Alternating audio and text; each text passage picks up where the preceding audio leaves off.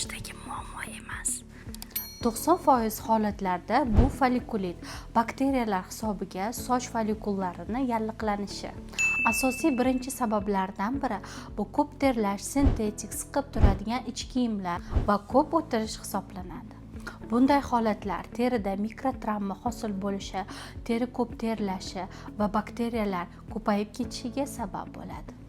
Ikkinchisi gormonal buzilishlar. Ko'p ayollarimizda gormonal disbalans kuzatiladi va yog' bezlari aktivlashadi. Shuni hisobiga teri qalallashib, poralar yopilib qoladi. Uchinchisi, eng asosiysi, organizmda vitamin yetishmovchiligi, ya'ni vitamin A va vitamin D.